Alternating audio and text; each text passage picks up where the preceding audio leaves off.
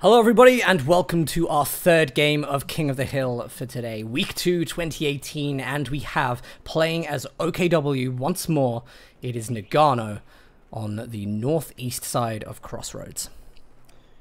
Your reigning Tsar Supreme in the north is met by the Polish SNF5 champion Barton in the south. And SNF5 is probably something that 2 or 3 years ago everybody would have gone, wow! But now, obviously, you know, not very long memory spans in this kind of community, gaming communities especially.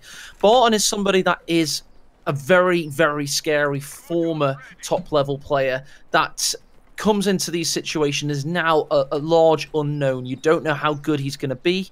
You don't know how much of a threat he can be, because he's been one of the top levels in the player in the past, Dan.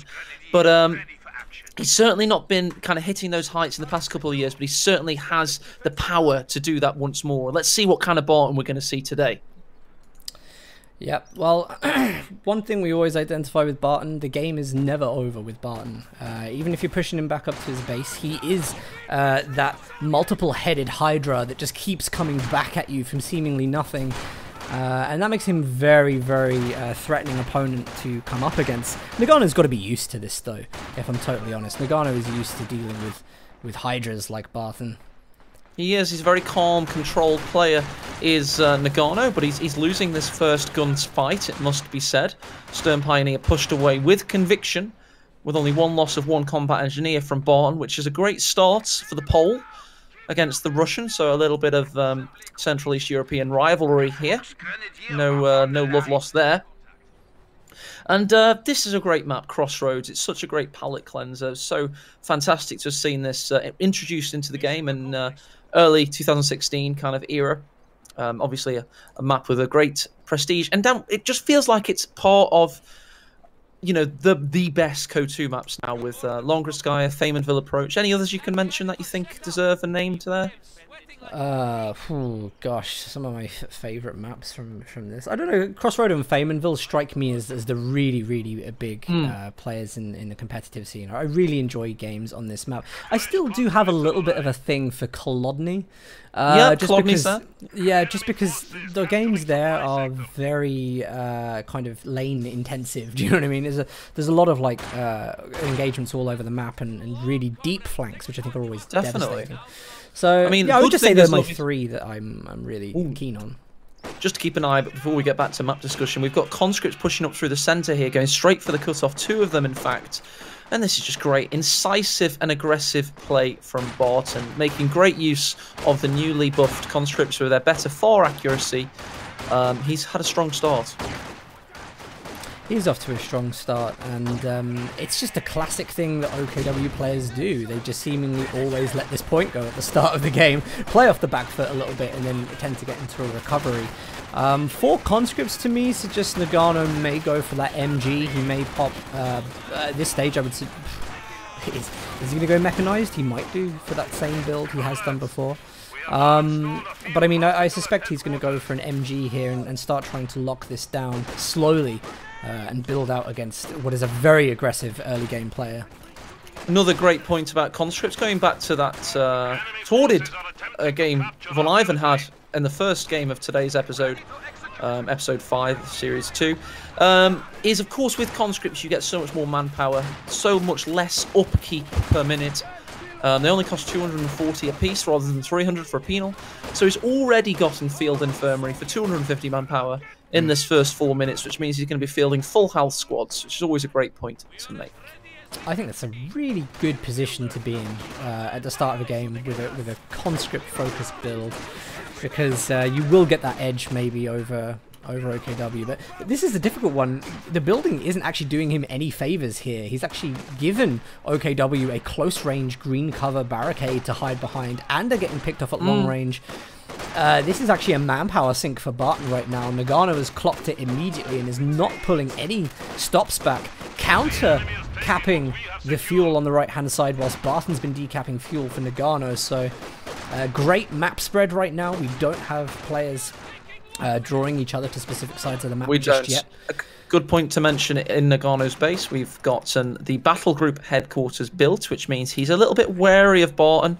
He certainly respects the old grizzled Pole, and he's instead using medical supplies. So, you know, we can possibly expect we might see an ISG at some point, but mostly I think we're going to be going for, of course, the flak half track in this one, which again talks about something we were on about earlier. It seems that we've got two predominant OKW metas at the moment, Luke's or half track, and it seems he might favour the latter in this game. I mean, I don't want to point out that the obvious comment here is that you really can only go either Luke's or, do you know what I mean?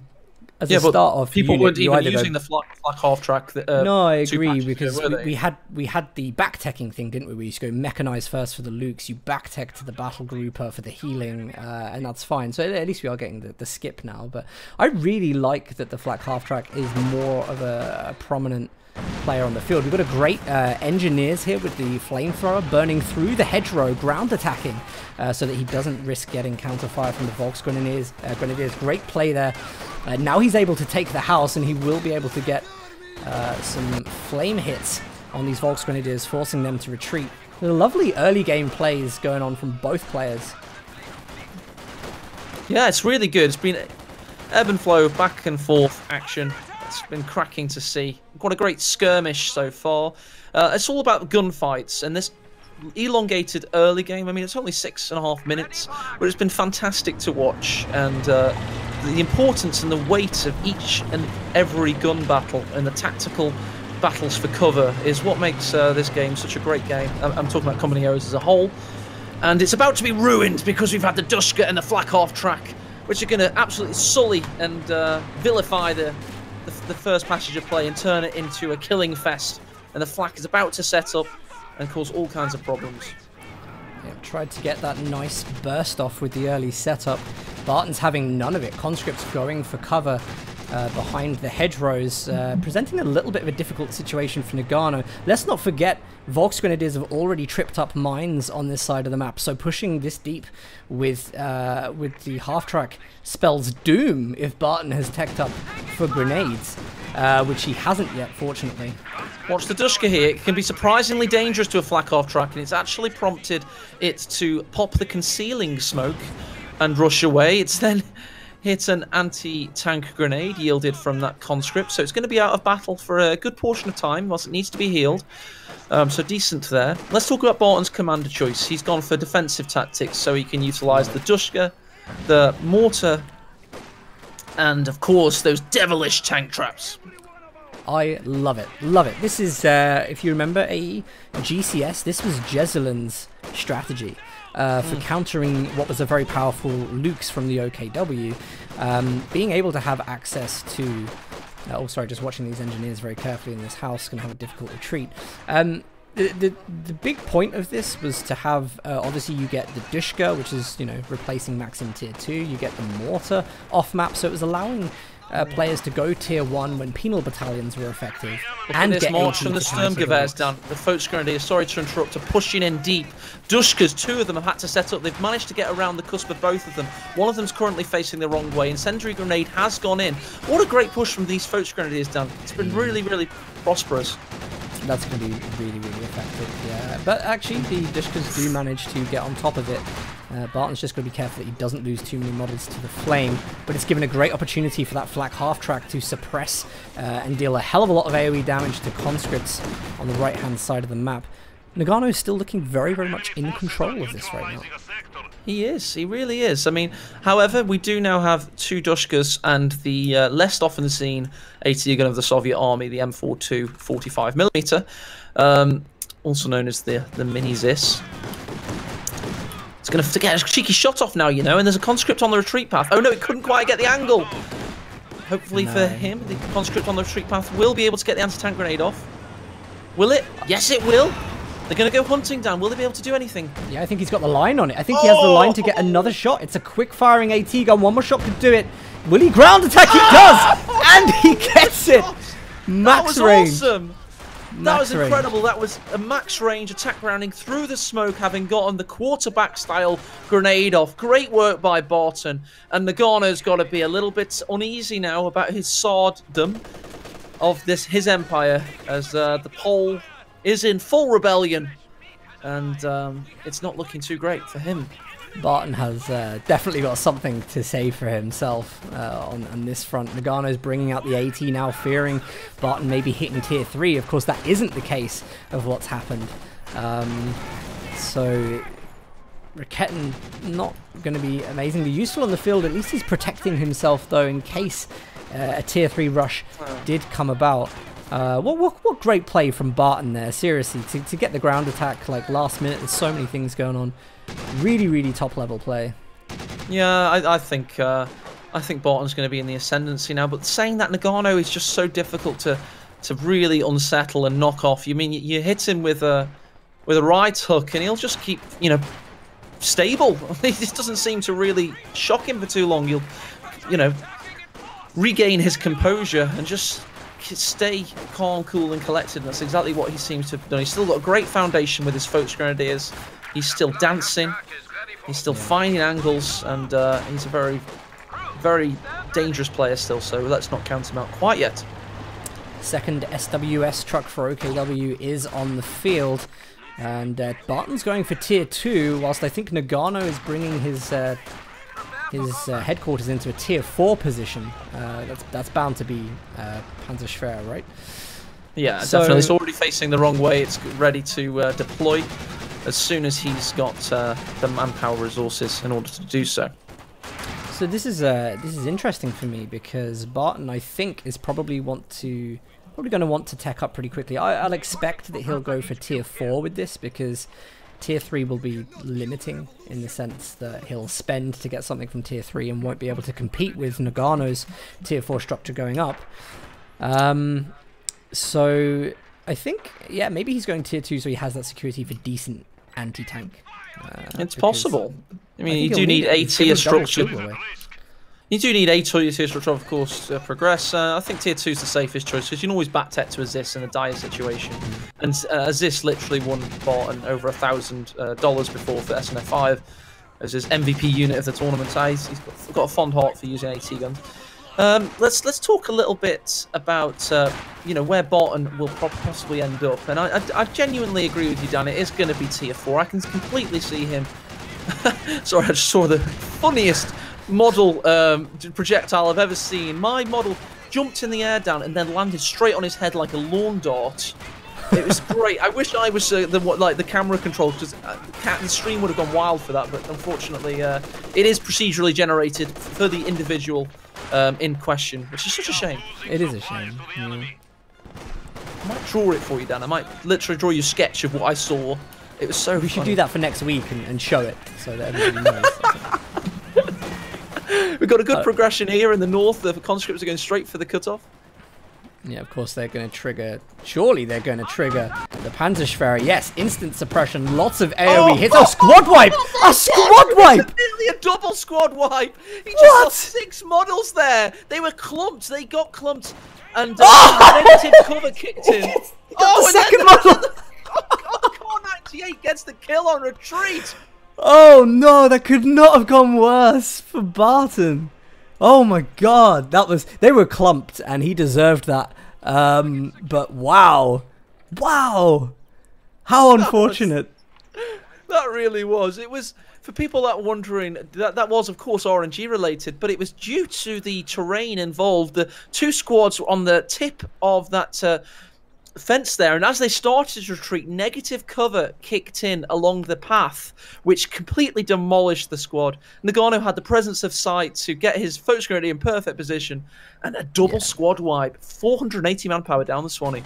I know. You have to remember, though, if you are going to push that deep, look at the negative cover along all of the roads you have to retreat through. Very unfortunate that went the way it did, but because, you know, you don't see the Panzerschwer headquarters do that kind of damage normally. It's quite a little unfortunate, but still, Barton now finding himself in a slightly harder position than previously would have been expecting.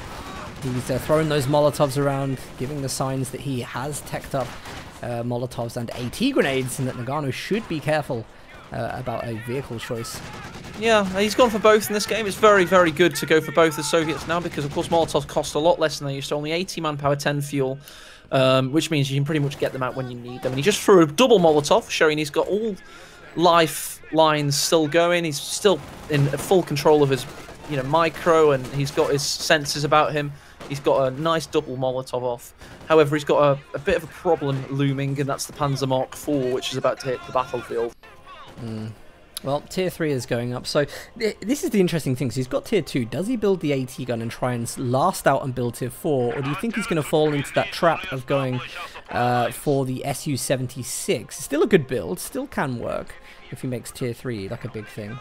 But can't deny, he had the opportunity, really, didn't he, to climb to tier 4 and contest evenly. That is looking like it's slipping from grasp. No, he is. He's going into tier 4. Not expected that. No, and it is dangerous. Of course, the Panzer IV is a generalist. It's not going to have the immediate impact of something like a Flak Panzer or something like that would have, but it's still going to be difficult to contest. It will, obviously, the longer it's on the field, completely uncontested. I mean, I really do not consider an M42 45mm to be a hard counter. It's going to go into Nagano's hands. A light counter, to be honest. It's a thing. It's, I mean, it certainly did it's like for itself, by the way, obviously with the flak half track, but true. There you go, half damage. Will we see the anti-tank grenade go in and damage the engine? I mean, yes, it did that. He gets the throw. No, he Molotoved. No, he engine damaged the Panzer IV. Oh, sorry, there were two things at once, which was great from Barton, showing great usage of hotkeys there. He was able to Molotov and anti-tank grenade with two different conscripts at the same time. Great work by the Pole. Barton's doing something really good here. He's kind of moving up a line of Maxims. I'm just going to get it so you can see how he's using the positioning. He's trying to cover everything so that the flanks are all mitigated immediately, and then he's like pushing up in these kind of nice little cone formats that are making it really hard for Nagano to actually push territory. He's attack moving and the computer game is deciding? I don't think he is. I don't think he is. I think he's planning it. I actually think he's planning these out. Yeah, it just doesn't look like attack move style to me at all. And I think he's doing a good job of it. T-34 is coming out, so against everything that I kind of theorized might happen, Barton will have the resources to tech and bring out a counter. It is a 76mm though. It's not really that much of a counter. It'll have to be, in a situation where it is supported by the anti-tank grenades, and of course that little plugging away anti-tank gun. Little anti-tank gun that could. So the T-34-76 for now will just be a medium level counter, I would suggest, until of course he decides to build another one, and then another one, and then a fourth, and then a fifth, until he has a T-34 Armada. T-34 is going to have the surprise factor as it comes around to the retreating Volksgrenadiers. Doesn't get any decent shots off at first, but does reveal the unit. Nagano is bringing out a second Raketen on sight of the T-34. Going to make it difficult for Barton to use it as that kind of comeback mechanic. Do you reckon we'll get to see the Katusha here? I think yeah, so it's always a possibility, but I think right now it's a very, very tactical battle as the T-34 is trying to crush the Volksgrenadiers and stop them retreating, opens up its rear armour in the meantime. The Panzer IV does not want to push in though, doesn't fancy it. Dreaded 45mm waiting. This huge cannon licks the paintwork of the Panzer, and I think the crew members might have noticed. It is debatable. Could have thought one of them had dropped something inside the tank. It's just going to see if it gets. Does it get target penetration on veteran C3? We've got a way to go, boys, but we might get to see something decent unless it gets decrewed. Indeed. Anti-tank grenades were waiting to jump out, but the Sturmgewehrs are waiting, as is the Raketenwerfer should the T-34 want to get into action. Let's talk about fuel for a moment. Barton's only got 50, of course, having to take all the way to tier 4, not having many fuel resources throughout this game. He's mostly spent. Nagano's got great reserves, though. And what's that, Dan? Sorry, I just caught a model like flying. I have no idea what caused that, but this model flew. I think this game is... It is cursed. I had a log hit me in 3D. My little like camera, do you know where the exact pixel where it's floating, got attacked by a log. It flew directly up at me. It was like watching one of those like Miramax or 3D films. I literally got scared. If you've seen me on Skype on your second monitor, I literally went, whoa! So it's one of these games. I think that KotH been a bit crazy on this one. I think the servers are going a bit AWOL.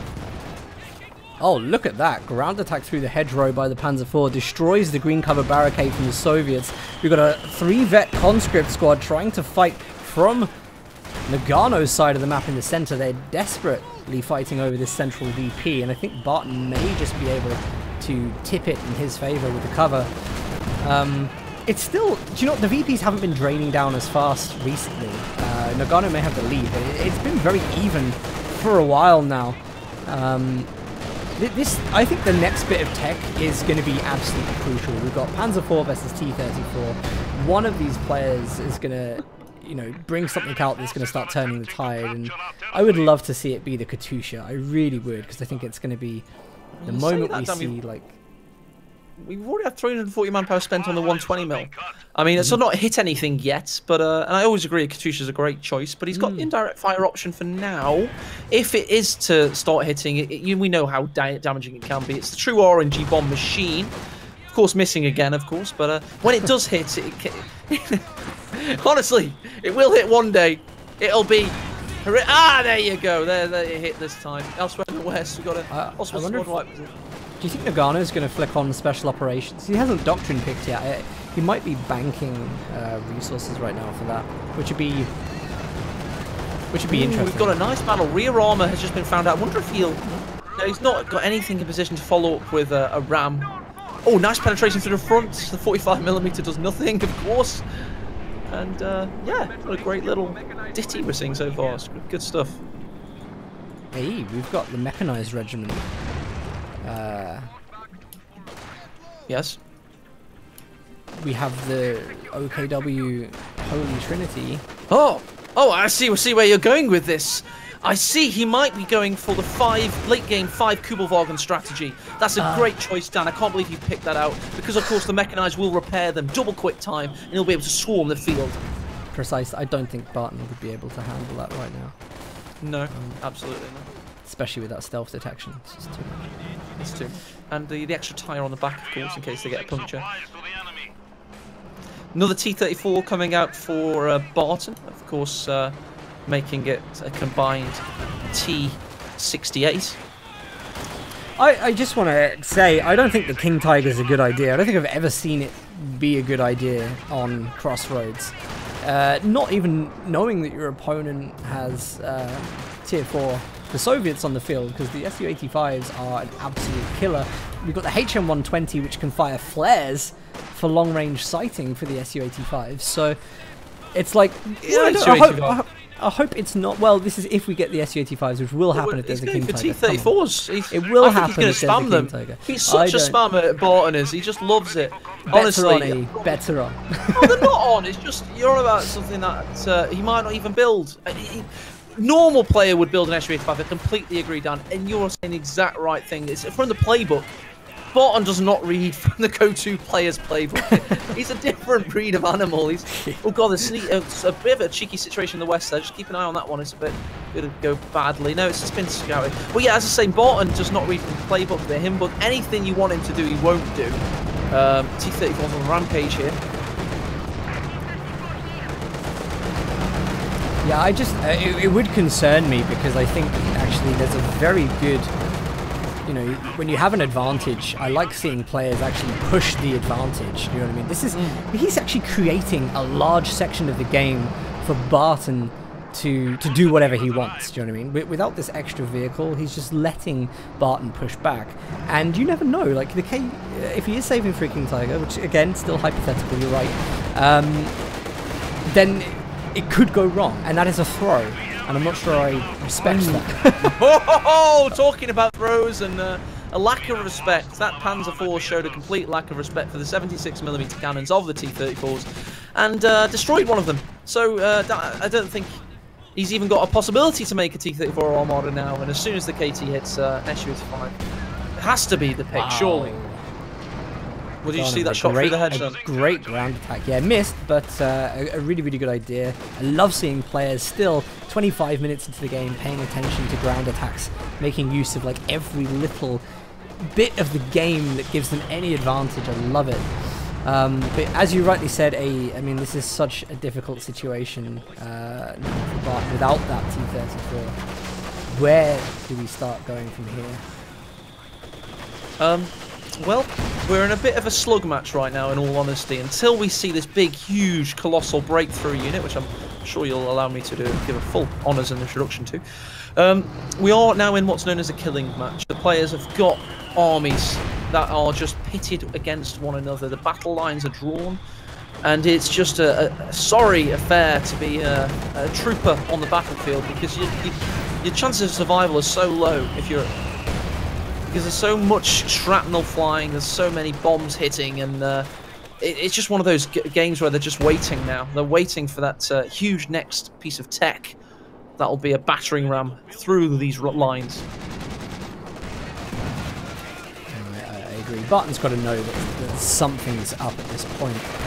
Barton's been making very good use of time whilst Nagano's not pressuring the right-hand side of the map to lay mines for when that Panzerfaust does overextend, which I'm pretty sure it will at some point. So this is good. He's kind of future-proofing himself for later situations in the game. Conscript's running into a very unfortunate situation in red cover. Going to get instantly forced away. And yeah, Barton, this is it at the moment. I think the right side, he's got it pretty locked down. He's got to go for the centre now and just stem the VP drain until he can get his tech up. He has indeed. At the moment, it must be said, Nagano's got an excellent field of veterancy on his Volksgrenadiers. Gotten veterancy 4 on 4 of them at the moment. And they are looking very powerful indeed. They're able to just push through the centre and shrug off damage. Dan's had a churlish little giggle to himself there as the SU-85 is in full production, 60% finished. That's the one, because we want a great game, don't we, Dan? And we know that an SU-85, if it hits veterancy, can go toe-to-toe with the King Tiger from a distance. Yeah. If you're 27 minutes in the game and all you've seen is the Panzer IV, your opponent's either very, very lazy or he's going for something very big. And I think Barton's made the correct call there after losing that T-34 to get this. He's got 2 of these HM-120, sorry, HM-38 120mm on the field, so he's going to have excellent spotting, and at the very least he's going to be able to hold off that Panzer IV without suffering damage from the Raketans. So I love this choice. Yes, it's a fantastic choice. We've talked about it a lot, but another thing to mention, of course, is the Raketenwerfers of Nagano. They are going to be climbing in veterancy very slowly, but he's made great use of them so far, and they offer a great back line. Saying that, though, Barton doesn't seem to care right now, and he's really starting to feel aggressive. The Raketenwerfer just had a misfire. Where the hell did that go? A misfire? It hit the SU-85 on the right side. Did it? It didn't cause any damage. It did. It got that little lick of damage on the SU. Are you sure? 100%. I watched it. I watched the whole thing. Maybe I had a bit of an artifact on my game. It just went on mine and didn't do anything. It's weird. Maybe I need to send my copy of KotH 2 back to Rally. Get it checked out. MG in the centre, a very low health, the HM-120s. I keep doing this, HM-120s. HM-38s. Saying that, I've just heard a rumbling in the distance. Much like Jurassic Park, a behemoth awakens, and that behemoth is one of Henschel and Son's very finest. He's got a huge Kampfwagen cannon. It's a big, heavy-duty booty that's going to literally attempt to sit in the centre of the battlefield, soak up damage and deal destruction. He's 68.5 tons of quantified menace. It's the King Tiger, the Königstiger, the Bengal Tiger, the Panzer Kampfwagen, Tiger Tank 2. You know when you call in like Renegade, do you know? You're like, that King Tiger drove in, destroyed half of its own base. It's like, everybody in chat's like Jurassic Park. It is like releasing a Tyrannosaurus Rex to get some Velociraptors. It came out, killed everything of its own stuff, blew up all their oil supplies, like, and then it's just kind of like torn through the frontline defenses of the base, leaving a gaping hole in. I'm like, what the hell? And now, boys and girls, the King Tiger's run out of fuel. and it's going to be transported back for refit and supply, having destroyed its own base. Well done, King Tiger. Excellent entrance onto the battlefield. That was hilarious to watch, but that's good. I mean, you've got this big power unit on the field right now. It's up against the 85 and the T-34. Barton's coming up to enough fuel to bring out his third vehicle, which will tell how this game is going to go strategically. Yeah, this is. I love seeing this unit. This is going to be great. Thank you, Tony the Tiger. It is indeed.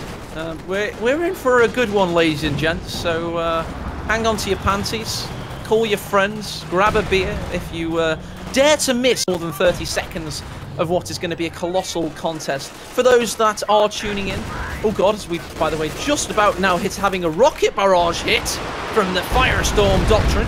Oh, this is bombs hitting. That conscript squad is surviving. Holy crap, how did he do that? Rambo-esque survival there.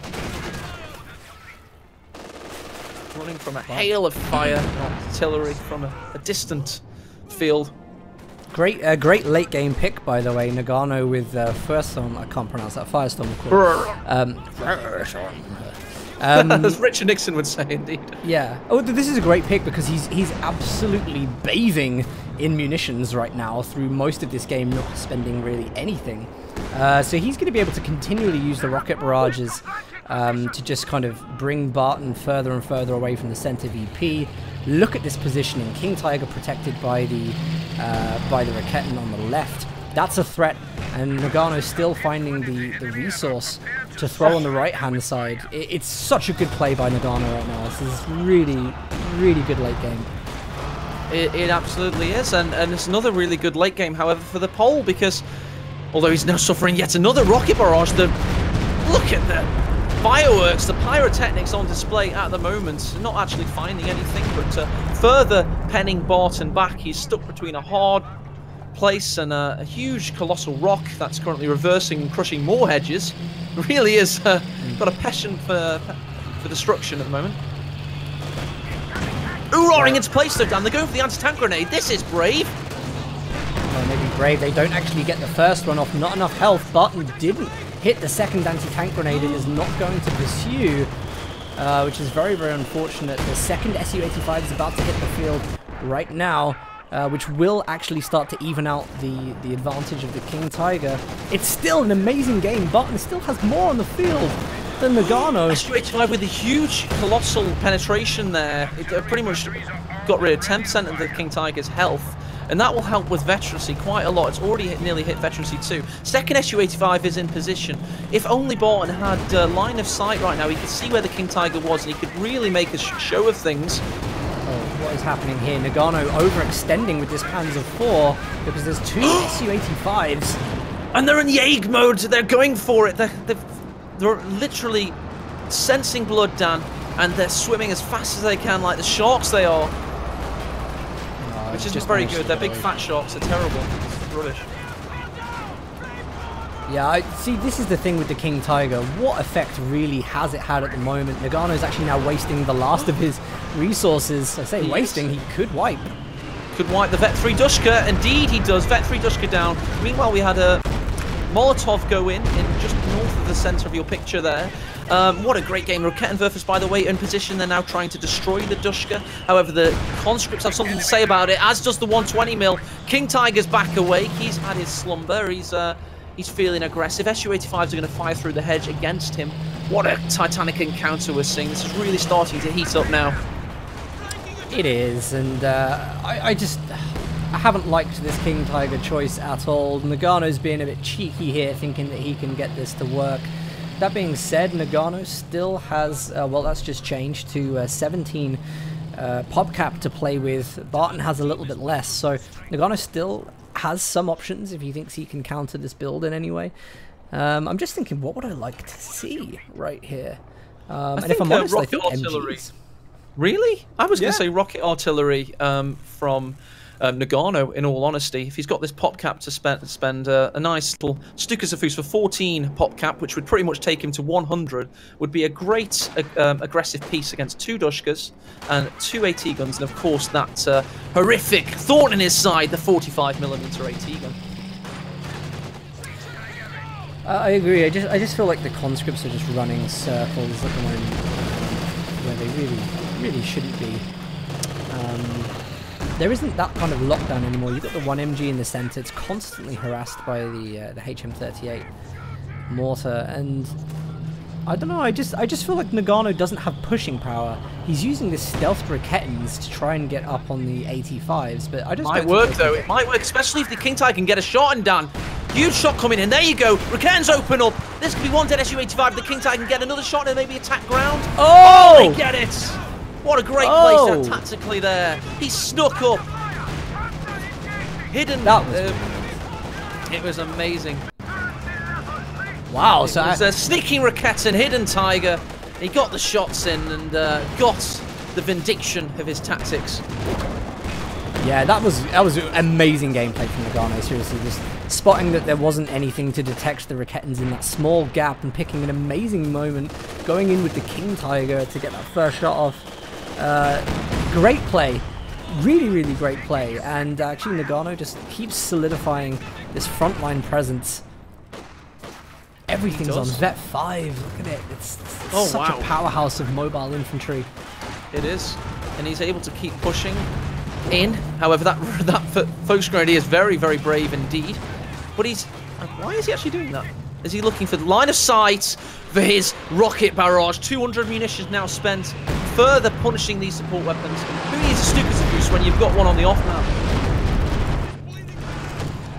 Yeah, it's still 52 munitions resource per minute, so you know he's not going to be in any short supply of this whatsoever. Barton's getting found out left and right at the moment with the occasional misplaced Maxim on its own.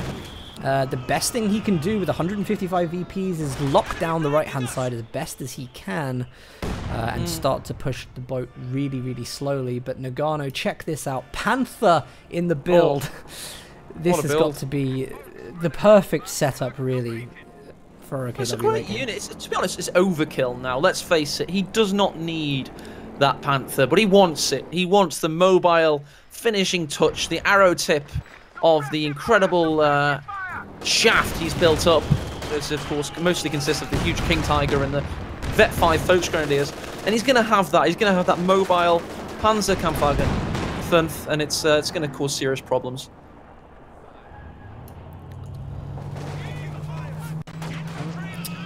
VP is still ticking down slowly. Nagano has a really good stronghold on the center against any infantry that will come into cap. We're about to see that now. Suppression and big AoE hits from the King Tiger.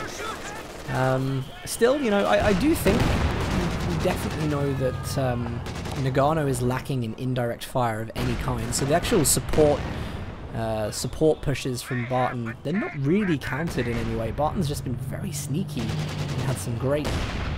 Just talking about sneaky, look at this, check out this AT grenade possibly from the... Oh, he retreated instantly.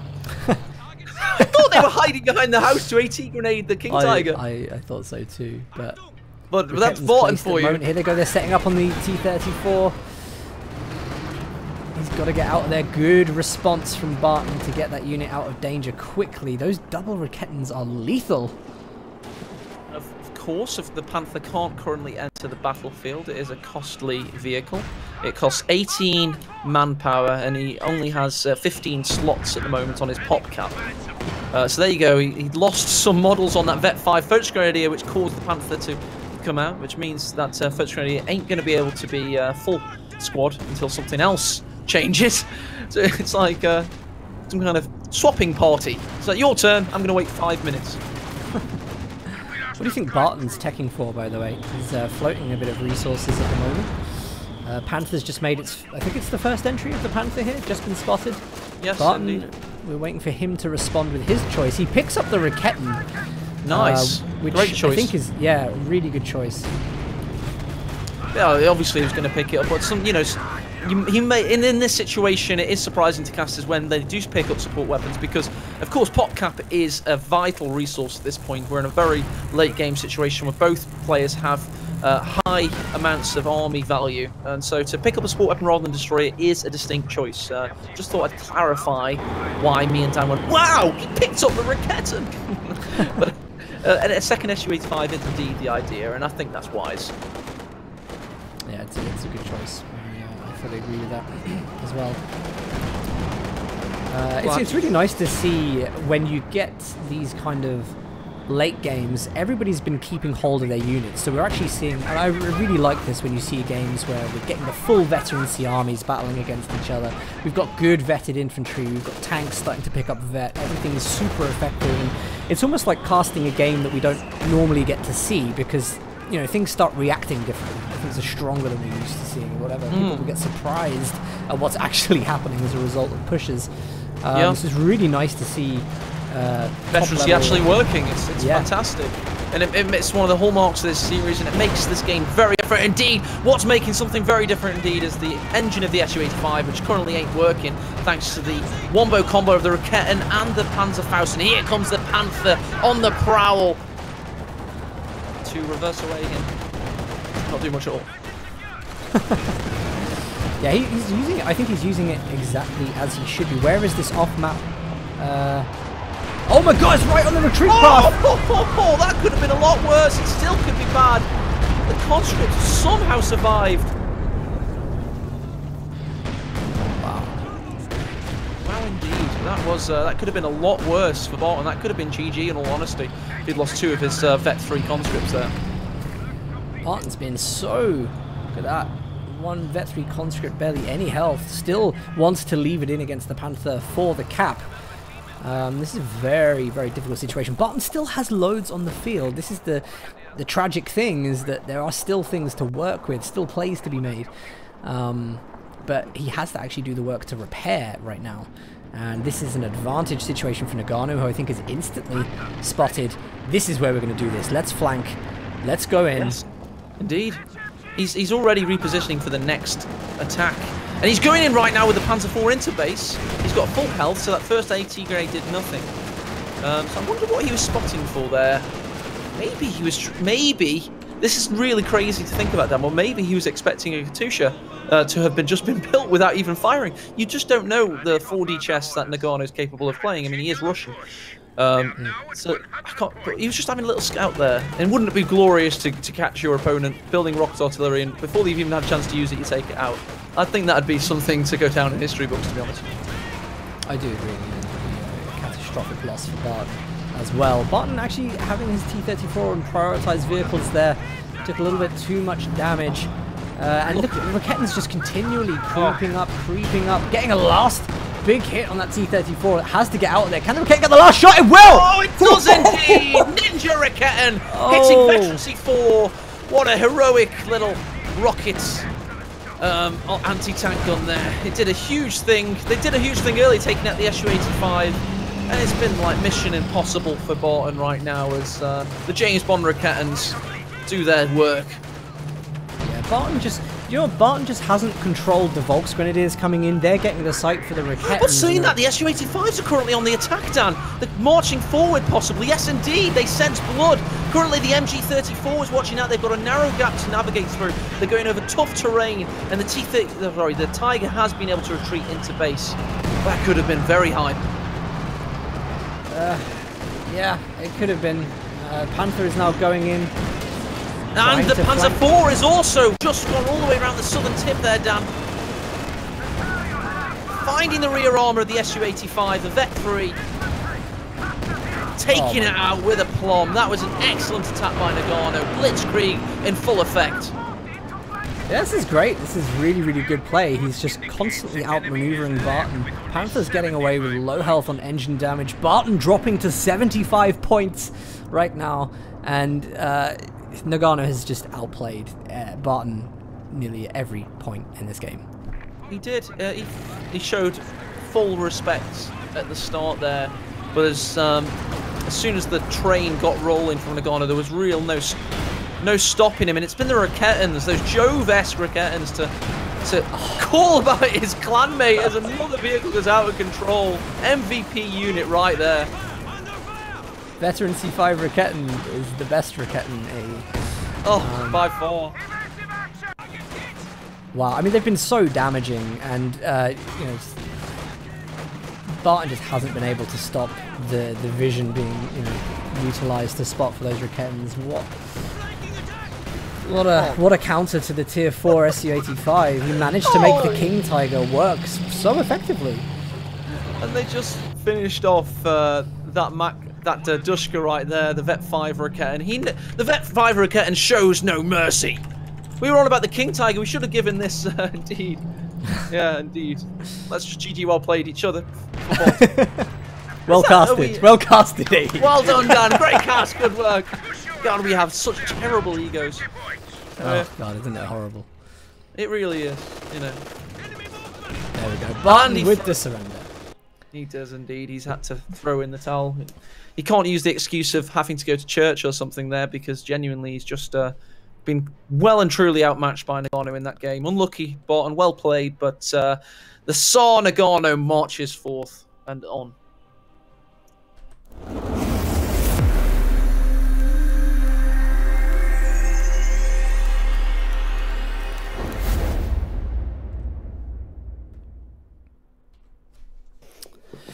All right, we are back. What a good game. I love games like that. Long one as well, late game, lots of veterancy things to talk about and see. Well played, Barton. I could see him in chat there. And more importantly, well played Nagano, who is 3 wins at the moment. I think he's the first person in this event to get 3 wins in a row. He's on the accumulator. We're looking for someone to take him down. Let's waste no time whatsoever. Because Dan's already spent all the King of the Hill money. He's already bought a new car. So this is going to bankrupt him now. You can't be doing this to him, Nagano. I'm joking. But Nagano, please.